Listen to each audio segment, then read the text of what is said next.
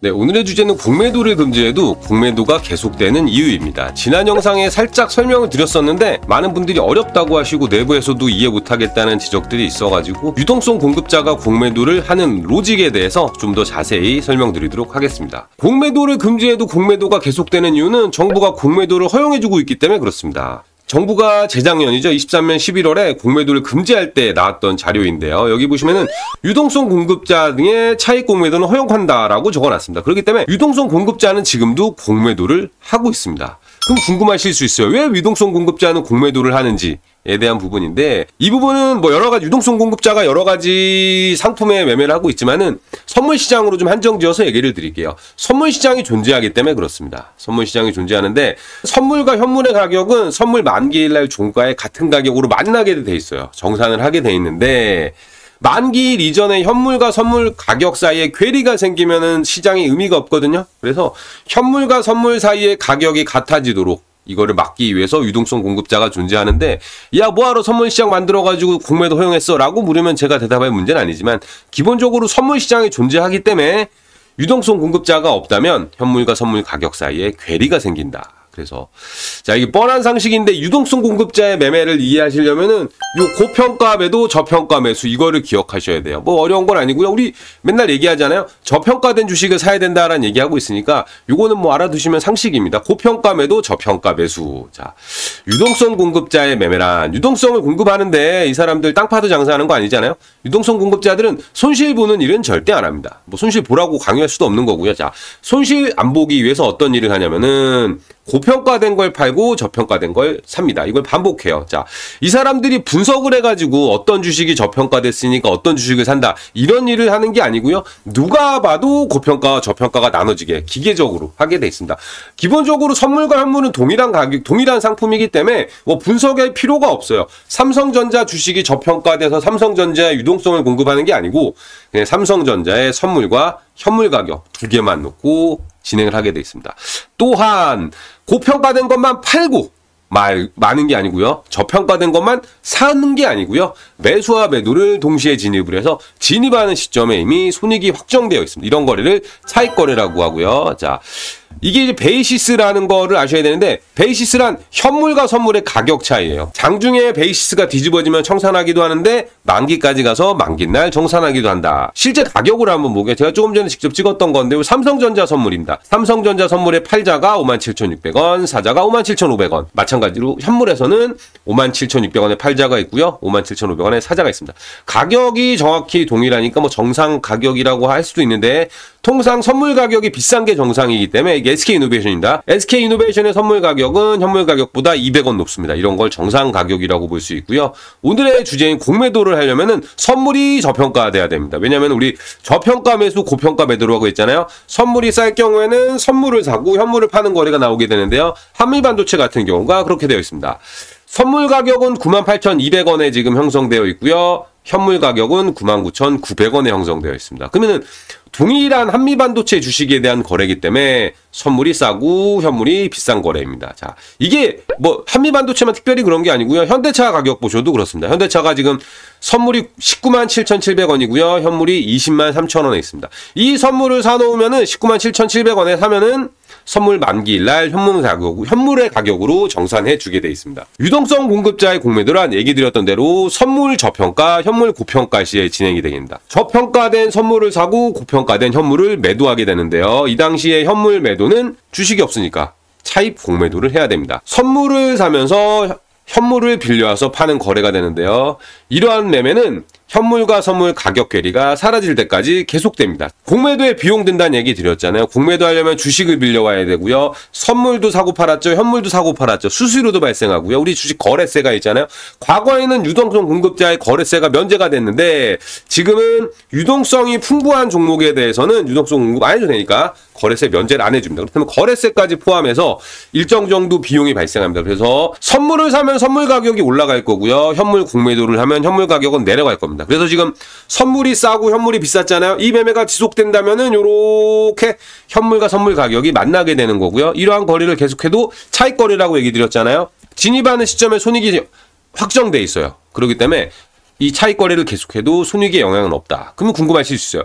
차익 거래 이거 청산은 어떻게 할 건데? 라는 얘기를 하실 수 있는데요. 차익 거래 청산은 두 가지로 진행됩니다. 장중에 청산할 수가 있고요. 만기에 청산할 수가 있는데 장중부터 한번 설명을 드릴게요. 이러한 거래도 계속되고 사람들이 선물을 싸니까 사는 사람들이 많아져서 선물 가격이 올라가고 현물 가격이 하락해요. 그럼 우리는 똑같아요. 원칙은 고평가된 걸 팔고 저평가된 걸 사게 돼 있어요. 아까 얘기 드렸던 현대차 같은 경우가 선물이 19만 7,800원이었는데요. 선물 가격이 올라와서 현물 가격과 동일한 20만 3천원까지 올라온다고 보면은 선물이 고평가까지는 아니지만 상대적으로 자 그러면은 선물을 20만 3천원에 우리가 사놨었잖아요. 19만 7,800원에 그걸 20만 3천원에 팔면 5,200원 수익이 납니다. 그리고 저평가되었던 공매도했던 주식이죠. 공매도했던 주식을 다시 사드립니다. 그러면은 20만 3천원에 팔았다 20만 3천원에 사니까 수익은 동일하고요. 그렇다면 선물에서 발생한 5,200원이 수익이 되게 되는 겁니다. 자, 근데 장중에 이런 구간이 안 와요. 계속 선물이 저평가된 상태로 간단 말이에요. 그럼 상관없습니다. 만기에 청산하면 됩니다. 만기에 청산은 우리나라 주식시장 선물은 차액정산 방식이에요. 만기날 현물의 가격을 보고 선물 포지션 대비해서 차액을 돌려주게 됩니다. 이 기준은 현물의 종가를 기준으로 하게 되어 있기 때문에 선물은 매매하지 않고 종가에 그냥 보유하고 있으면 됩니다. 보유하면은 정산돼서 사라져버려요. 그러면 선물은 사라지는데 현물이 남아있으면 안 되잖아요. 그래서 현물은 반대 방향으로 매매를 진행하게 되어 있습니다. 자, 우리가 아까 했던 매매는 저평가된 선물을 사고 고평가된 현물을 공매도 했었잖아요. 그렇기 때문에 선물은 그냥 놔두면 되는데 공매도한 주식을 다시 사야 되잖아요. 그래서 만기날 종가에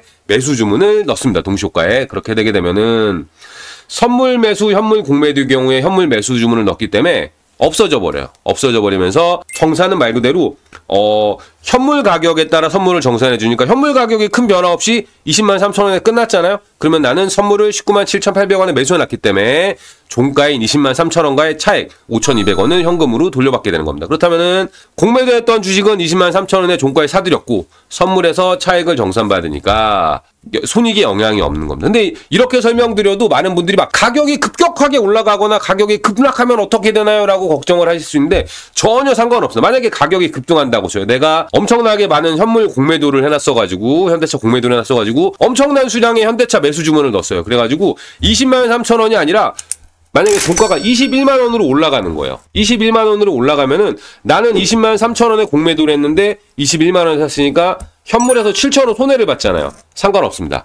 우리는 선물을 19만 7,800원에 사놨기 때문에 종가가 21만 원이 되면은 선물에서 수익이 12,200원이 발생하게 돼요. 그러면 최초 진입했던 대로 5,200원 수익이 발생하는 거고요. 거꾸로 가격이 급락을 해가지고 현대차 주가가 심하게 얘기해가지고 종가에 10,000원까지 빠졌다고 가정을 해볼게요. 현물에서 20만 3천원에 팔았던 주식을 10,000원에 샀으니까 수익이 19만 3천원 발생했을 겁니다. 현물에서. 근데 거꾸로 나는 선물을 19만 7,800원에 매수했잖아요. 근데 이게 10,000원에 끝났으니까 선물에서 18만 7,800원 손해를 보게 돼 있어요. 이거를 합산하면은 다시 5,200원 수익이 발생합니다. 물론 부수적인 비용들이 발생한다는 거 얘기 드렸듯이 뭐 거래세부터 차입 비용부터 여러 가지 등등이 있지만 진입시에 손익이 확정됐기 때문에 영향이 없어요. 자, 그렇다면 이렇게만 설명드리면 재미없을 수 있으니까 이 차익 거래의 영향이 보면 대표적인 사례가 도이치 옵션 쇼크 있었거든요.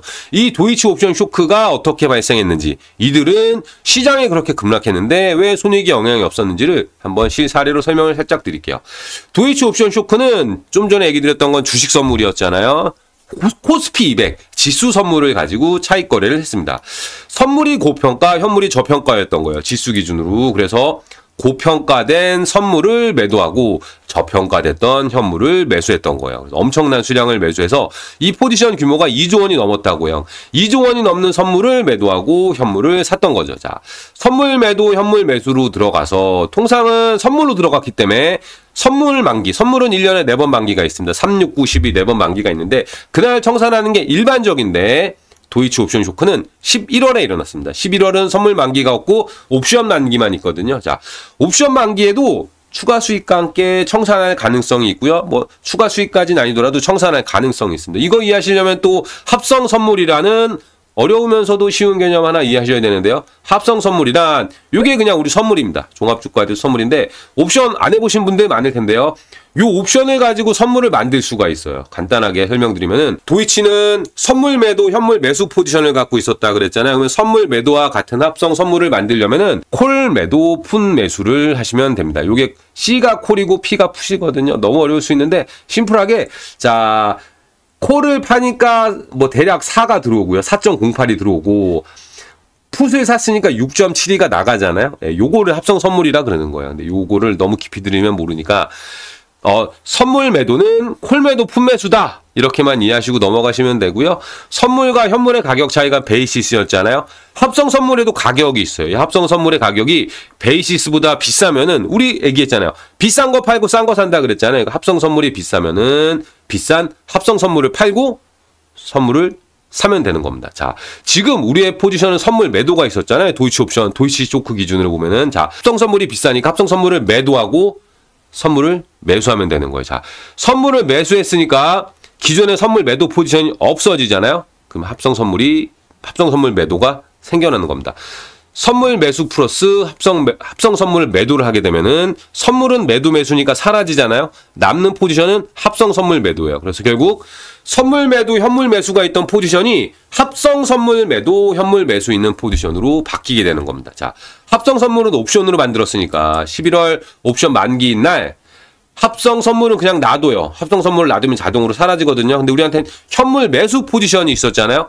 현물 매수 포지션은 반대 방향인 현물 매도 주문을 넣게 되는 거예요. 자, 차익거래 청산이기 때문에 2조 원이 넘는 대량 현물 매도를 했기 때문에 시장이 엄청 빠졌어요. 지수가 엄청 빠졌지만 아까 선물이랑 현물 청산하는 거 얘기 드렸잖아요. 시장이 엄청나게 빠져도 결론은 차익거래이기 때문에 지수 빠져도 손익이 아무런 영향이 없었다는 거예요.